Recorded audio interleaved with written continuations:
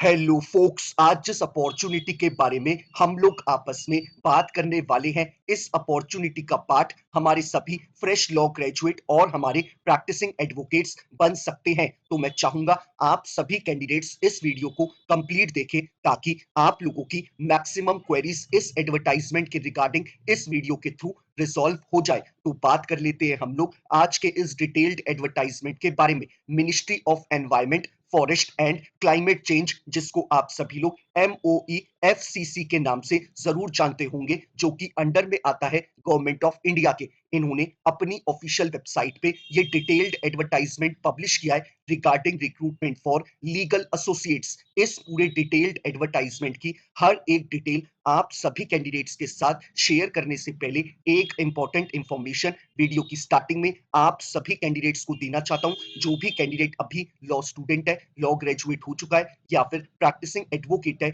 All over India के किसी भी कोर्ट में, अगर आप लोग चाहते हैं हमारे इंडिया में हमारे लॉ ग्रेजुएट्स के लिए कोई भी वैकेंसी निकले, चाहे वो आपकी इंटर्नशिप की अपॉर्चुनिटी हो, जुडिशरी की अपॉर्चुनिटी हो, कोई कॉर्पोरेट वैकेंसी की अपॉर्चुनिटी हो, या फिर हमारे सेंट्रल और स्टेट गवर्नमेंट के द्वारा निकाली गई कोई बैंक की वैकेंसी हो, पब्लिक सेक्टर अंडरटेकिंग यानी PSU की वैकेंसी हो, या फिर हमारे प्रैक्टिसिंग एडवोकेट्स के लिए निकाली गई कोई इम्पेनलमेंट की वैकेंसी हो। It means all over India में हमारे लॉ ग्रेजुएट्स के लिए कोई भी वैकेंसी निकलेगी, उस वैकेंसी की रिगार्डिंग आप सभी कैंडिडेट्स को इस चैनल पे टाइमली अपडेट प्रोवाइड कराई जाएंगी, ताकि हमारे किसी भी लॉ ग्रेजुएट से इंडिया में आने वाली कोई भी लीगल अपॉर्चुनिटी की अपडेट मिस आउट ना हो। तो बात कर लेते हैं हम लोग आज के इस डिटेल्ड एडवर्टाइजमेंट के बारे में। Ministry of environment, forest and climate change, जिसको आप सभी लोग MOEFCC के नाम से जरूर जानते होंगे, जिसको रन करती है हमारी गवर्नमेंट ऑफ इंडिया। इन्होंने अपने इस डिटेल्ड एडवर्टाइजमेंट के थ्रू जो हमारे लिए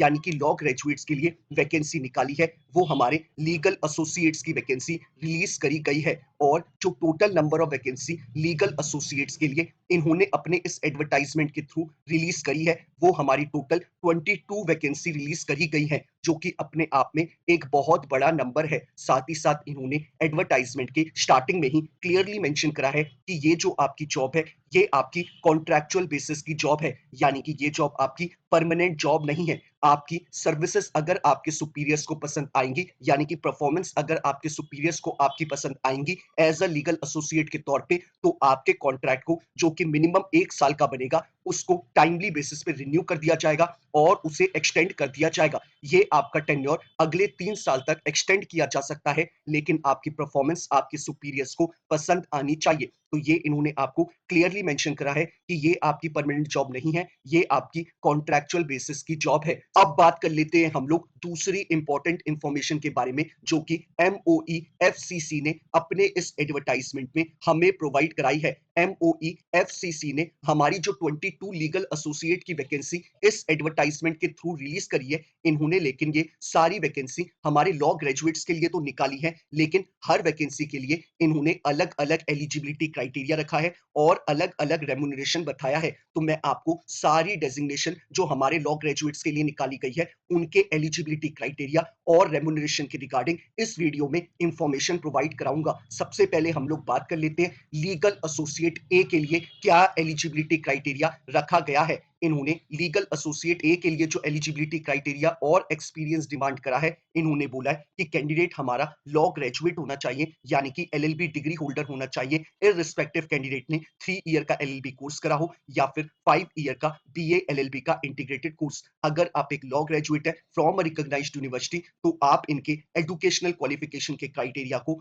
फुलफिल करते हैं। साथ ही साथ इन्होंने बोला है कि कैंडिडेट हमारा एनरोल्ड एडवोकेट होना चाहिए बार काउंसिल ऑफ इंडिया के साथ। साथ ही साथ इन्होंने एक्सपीरियंस में बोला है कि कैंडिडेट को अगर एज अ प्रैक्टिसिंग एडवोकेट के तौर पे 1 साल से लेके 2 साल कंप्लीट हो चुके हैं, तो कैंडिडेट इस पोजीशन के लिए अप्लाई कर सकता है। यानी कि अगर आपको एज अ प्रैक्टिसिंग एडवोकेट के तौर पे 1 साल हो चुका है और या फिर 2 साल हो चुके हैं, तो आप इस पोजीशन के लिए अप्लाई कर सकते हैं। अब बात कर लेते हैं हम लोग डिजायरेबल एक्सपीरियंस के रिगार्डिंग। इन्होंने बोला है कि अगर प्रैक्टिसिंग एडवोकेट ने अपनी practice majorly environment, forest, biodiversity और वाइल्ड लाइफ के रिगार्डिंग करी है, तो कैंडिडेट इनके लिए एक डिजायर्ड कैंडिडेट होगा। तो ये इन्होंने आपको डिजायरेबल क्वालिफिकेशन के रिगार्डिंग इंफॉर्मेशन प्रोवाइड कराई है। अगर आपने अपनी प्रैक्टिस इन किसी भी केसेस के रिगार्डिंग नहीं करी है, तो भी आप इस पोजीशन के लिए अप्लाई कर सकते हैं, लेकिन आपके पास मिनिमम 1 साल का एक्सपीरियंस होना चाहिए। अब बात कर लेते हैं हम लोग कि हमें लीगल एसोसिएट ए के लिए क्या रेम्यूनरेशन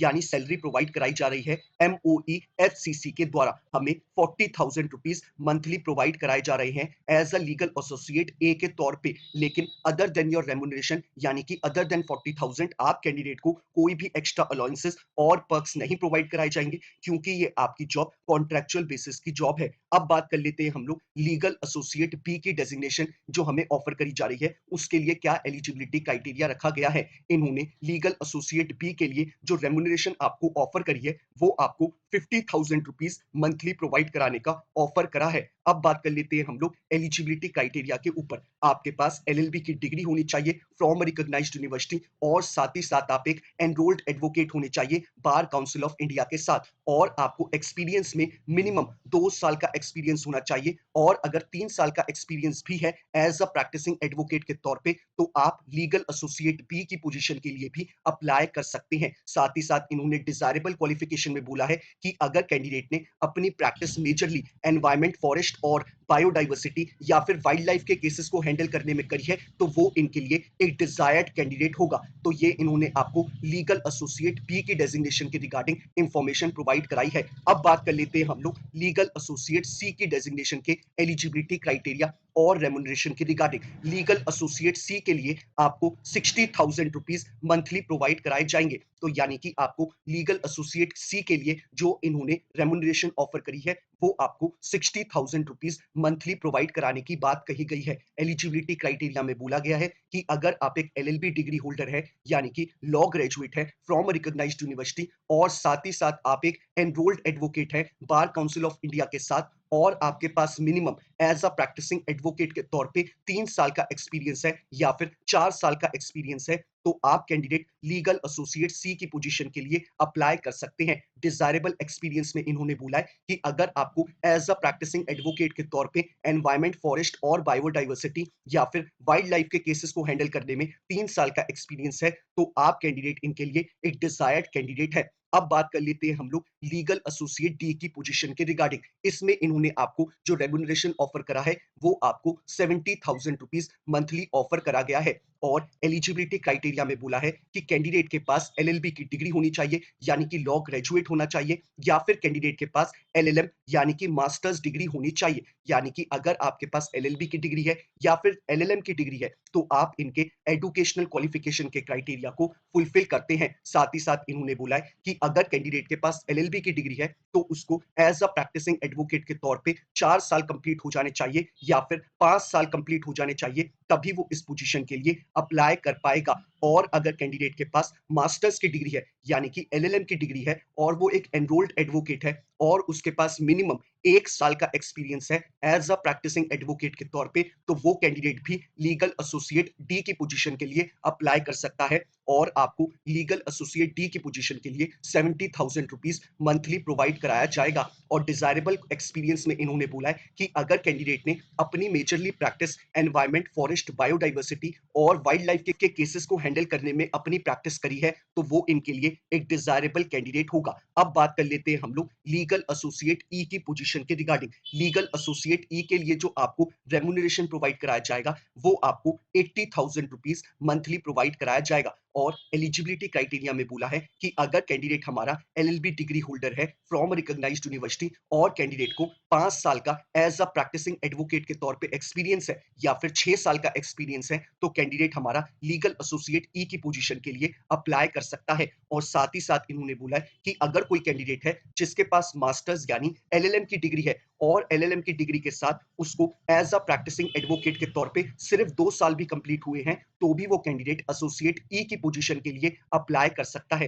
दोनों ही जगहों पर मेक श्योर करिएगा कि आप एक एनरोल्ड एडवोकेट हो, तभी आप इस पोजीशन के लिए अप्लाई कर पाएंगे। चाहे आपने एलएलबी करी हो या फिर एलएलएम करी हो, आपके पास एक्सपीरियंस जो भी माना जाएगा, वो आपके एनरोल्ड एडवोकेट होने के बाद का माना जाएगा। तो ये इन्होंने आपको एसेंशियल क्वालिफिकेशन के रिगार्डिंग इंफॉर्मेशन प्रोवाइड कराई है। डिजायरेबल क्वालिफिकेशन बिल्कुल सेम बोला गया है कि अगर आपने अपनी majorly practice environment, forest, biodiversity और वाइल्ड लाइफ के केसेस को हैंडल करने में करी है, तो आप इनके लिए एक डिजायर्ड कैंडिडेट हैं। अब बात कर लेते हैं हम लोग लीगल एसोसिएट एफ की पोजीशन के रिगार्डिंग। इसमें आपको जो मंथली सैलरी प्रोवाइड कराई जा रही है वो आपको 90,000 रुपीज मंथली प्रोवाइड कराए जा रहे हैं। और साथ ही साथ इन्होंने एलिजिबिलिटी क्राइटेरिया में बोला है कि आपके पास एलएलबी की डिग्री होनी चाहिए फ्रॉम रिकॉग्नाइज्ड यूनिवर्सिटी। साथ ही साथ आप एक एनरोल्ड एडवोकेट होने चाहिए बार काउंसिल ऑफ इंडिया के साथ, और आपके पास एज अ प्रैक्टिसिंग एडवोकेट के तौर पे मिनिमम 6 साल का एक्सपीरियंस होना चाहिए या फिर 7 इयर्स का एक्सपीरियंस होना चाहिए,